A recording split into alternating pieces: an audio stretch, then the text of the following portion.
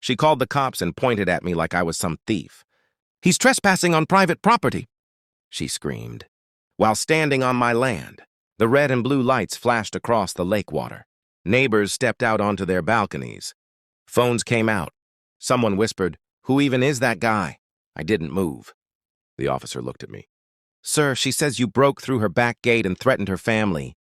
I glanced at the gate, the one with a giant metal sign that read, "Private Estate, CourtHOA President Residence."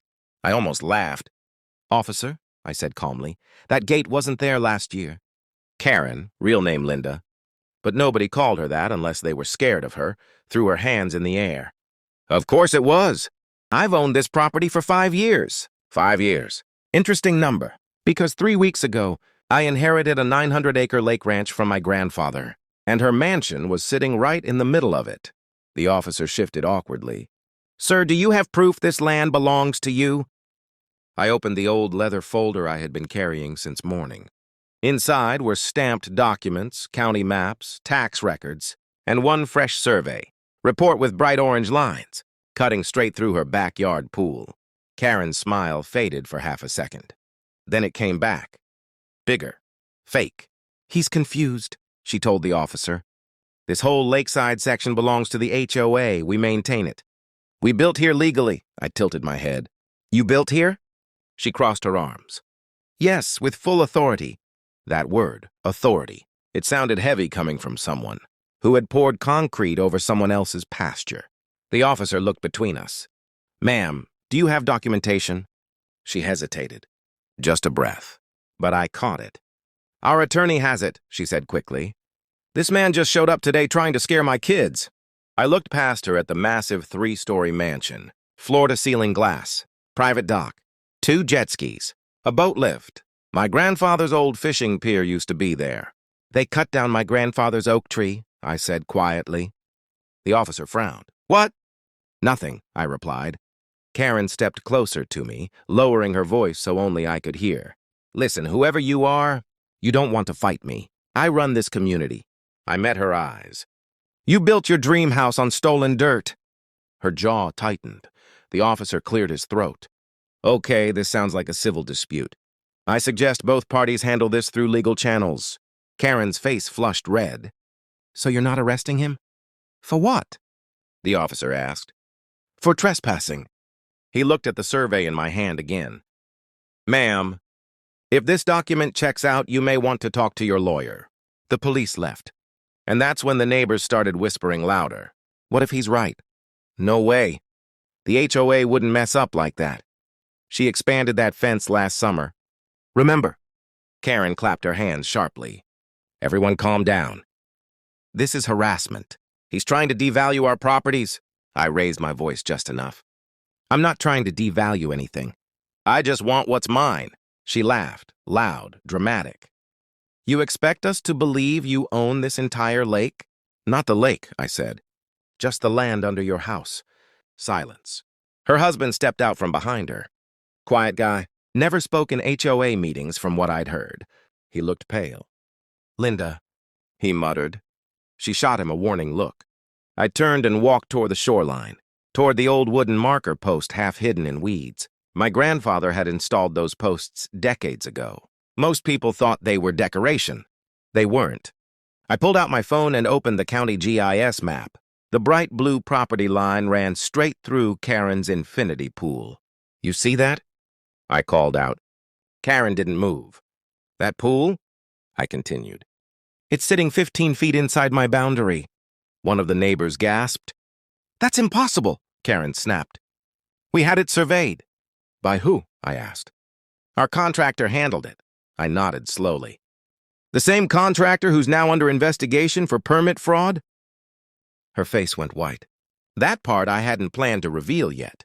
But sometimes truth works better when it drops without warning. Murmurs spread like wildfire. Her husband looked at her. "You said everything was cleared." "It was," she snapped. I stepped closer. "Not aggressive, just steady." "My grandfather never sold this section," I said. "He leased grazing rights to the original HOA board in 1998. Temporary access. No construction rights." "That's not true," she yelled. I held up another document. The original lease agreement, expired 10 years ago. And when the lease ended, I added, the HOA was supposed to remove all temporary structures. The dock, the gazebo, the tennis court, and definitely not a 9,000-square-foot mansion. Karen laughed again, but it sounded different now. Thin, forced. You're lying. I would know if I built a house illegally. That's the thing, I said quietly. You didn't build it illegally. She blinked. You built it on land you never owned. That line hung in the air like smoke. Her husband stepped back. Linda, did we ever see the master deed? She turned on him. Stop it. I pulled one last paper from the folder. A certified court filing stamped 2 days ago. What's that? A neighbor asked. Quiet title action, I replied. Filed against the HOA and the current occupant of Parcel 47B. Karen froze. Parcel 47B was the legal description for her mansion lot. You're suing us? She whispered. No, I corrected her. I'm reclaiming my ranch. The wind picked up across the lake. Her perfectly trimmed lawn rustled under it. A lawn technically growing on my soil. You can't win, she said, but her voice had lost its edge. The HOA has money, lawyers, influence. I looked around at the 900 acres stretching behind her house. Forest, pasture, shoreline. I looked around at the 900 acres stretching behind her house. Forest, pasture, shoreline. I don't need influence, I said. I have the deed. She stared at me like she was trying to figure out who I really was. And she should have. Because I wasn't just some random grandson who stumbled into paperwork. I had been quiet for 3 weeks, watching, gathering, security footage, drone shots, permit copies, emails between her and the old HOA board president who mysteriously resigned last year. She thought I showed up today by accident. I showed up today on purpose. As I turned to leave, she shouted after me, You have no idea who you're messing with! I stopped at the edge of the dock. The dock that technically shouldn't even be there. Without looking back, I said the one line my grandfather used to repeat whenever someone tried to bully him off his land. Never build a castle on borrowed ground. And then I walked away, knowing this was only the first crack in her perfect glass mansion. The next morning, she had my truck towed. I walked outside at 7:12 a.m. with a cup of coffee in my hand. And the driveway was empty. For a second, I thought I forgot where I parked. Then I saw the bright orange sticker on the mailbox. HOA violation. Unauthorized vehicle on community property. Community property. I looked down at the gravel under my boots. My grandfather poured that gravel himself 30 years ago. A black SUV idled across the road. Karen was inside, sunglasses on. Phone raised like she was filming a victory speech. I crossed the road slowly. She rolled her window down just enough. You can't park commercial vehicles in this neighborhood. It's a pickup truck, I said. It's registered under your ranch business. That ranch business owns the ground you're sitting on. She smiled. Not according to the HOA charter. I leaned against her door casually. You might want to read the county plat instead. She tapped her phone screen. You think you scare me with paperwork? I've already contacted the board attorney. They said you're harassing residents. By standing on my own land? By threatening property stability. That phrase again. She loved big words when she felt cornered. Where's my truck? I asked. Towed for violating community standards. By who? Premier Towing. I nodded slowly. Premier Towing only operates with signed authorization from property owners or the HOA president. So you signed the order? I asked. I enforce rules, she replied.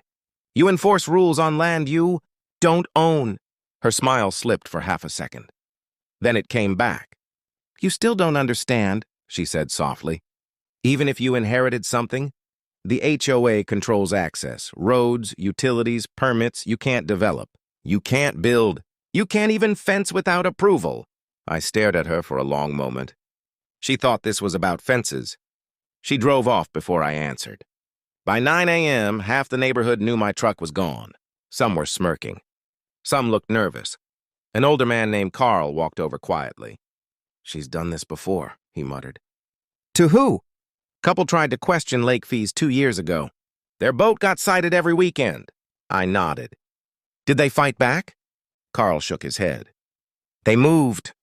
Of course they did. I made one phone call, not to the HOA, not to a lawyer, to the county clerk.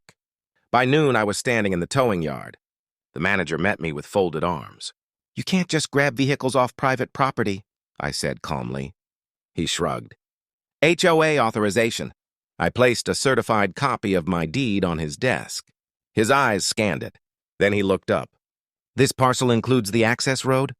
"Every inch from the highway gate to the lake." His jaw tightened. "And unless you got written permission from me," I added.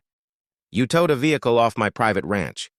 He disappeared into the back office for 5 minutes. When he came out, his tone had changed. "We'll release the truck." "No charge." "Not enough," I said. He frowned. "Excuse me?" "I want a copy of the tow authorization form."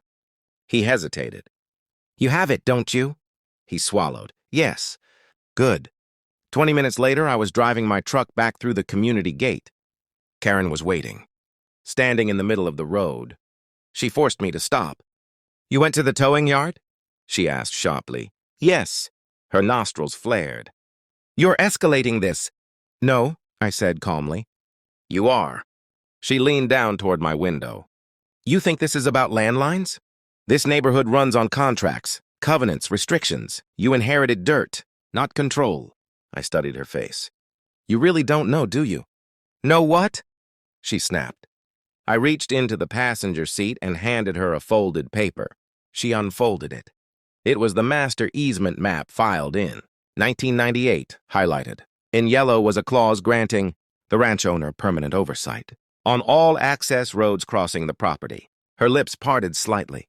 "That clause was never enforced," she said quickly, "because my grandfather didn't care about your garden parties." She looked up at me. "But I do," I finished. A small crowd had started forming again, phones out, watching. She lowered her voice. "What do you want?" "Simple," I said. "Remove the fence blocking my shoreline. Stop issuing fake violations on my property. And cancel every fine you've sent me in the past 3 weeks." Her laugh came back, forced but loud. "You're delusional." "Am I?" I pulled out my phone and tapped the screen. A drone video started playing. Crystal clear footage of her, contractor extending her backyard. Fence 10 feet past the original survey stakes last summer. Her voice on audio. "Just move the markers." "No one checks these things." The color drained from her face. "Where did you get that?" She whispered. "Security cameras," I said. "You built your house inside a ranch full of them." Murmurs spread through the crowd. Her husband stepped out of the mansion, Linda. "What is that?" She turned on me. "You're spying on us?" "It's my property," I replied. "I can monitor it." One of the neighbors spoke up. "Wait, if that's true, are our lots affected?" The question hung in the air like a crack in glass. "Wait, if that's true, are our lots affected?" Nobody spoke for a few seconds. Karen tried to jump in. "No, absolutely not. This is manipulation.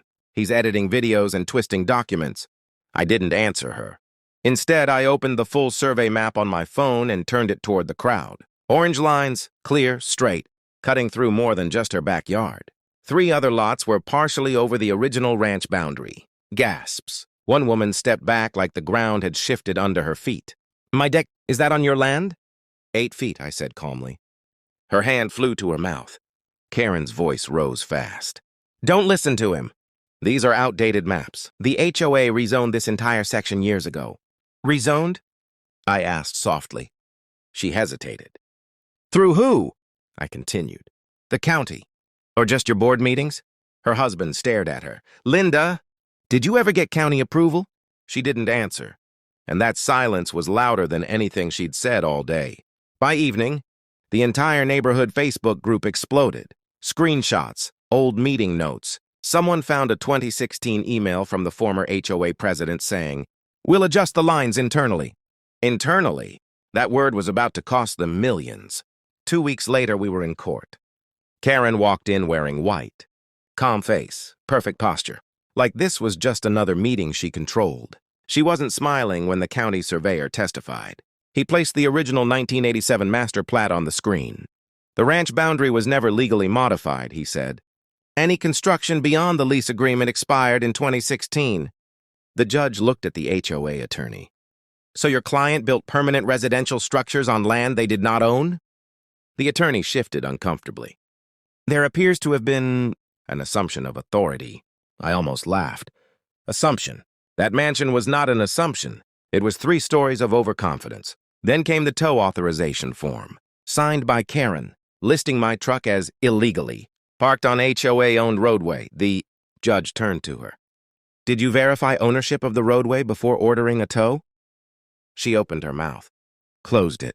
Her attorney leaned in. Too late. No, Your Honor, she whispered. The courtroom felt heavy. Then the final piece dropped. My lawyer submitted drone footage, contractor invoices, and internal emails showing that Karen personally approved fence, extensions and lot, expansions after the lease expired. She didn't just live there, she directed the overbuild. The judge didn't take long. Quiet title granted. Unauthorized structures declared encroachments. HOA liable for damages, legal fees, and immediate removal or negotiated land purchase at current market rate. Market rate for 900 acres of lakefront ranch land. The number made headlines. Karen didn't look at me when the gavel came down. She looked straight ahead, frozen. Outside the courthouse, reporters waited. Sir, what made you pursue this case? One asked. I answered simply. My grandfather didn't work his whole life for someone to steal it with a committee vote. That line went everywhere. Over the next month, reality hit hard. The HOA couldn't afford to buy the land under the mansion at market value. The emergency vote to raise dues failed. Neighbors were furious. Some blamed Karen. Some blamed the old board. Her husband filed for separation. 2 weeks later, the contractor testified in a related permit fraud investigation. And then the final twist came. Karen tried to refinance the mansion to cover legal damages. The bank's appraisal flagged the active land dispute and court ruling. Loan denied. Without the refinance, she couldn't pay the settlement. The mansion went up for forced sale. But here's the part she never saw coming. I didn't tear it down. I bought it. At auction legally, at a fraction of what it cost her to build. The day I got the keys, half the neighborhood watched from their driveways. Karen's moving truck was parked outside. She stepped out once, looked at the lake, then at me. You could have just worked with us, she said quietly. I shook my head. You tried to have me arrested on my own land. She didn't respond. As the truck pulled away, the big metal sign at the gate still read, Private estate, show president residence. I walked up to it, unscrewed it slowly, and handed it to her husband, who was standing there alone. This belongs to you, I said. Then I replaced it with a simple wooden board. Riverstone Ranch, EST, 1987. No CourtHOA logo, no threats, just truth. A few months later, I dissolved the lease agreements and restructured access legally. Fair terms, transparent contracts. No fake fines, no intimidation. The neighbors who stayed, we worked things out. The ones who left, that was their choice. Sometimes I sit on the dock at sunset, the same place she once called the police on me, and watch the light move across the water. Freedom feels different when you almost lose it. Karen thought authority came from a title. But land doesn't care about titles. Land remembers names, and mine was on the deed. Never build a castle on borrowed ground.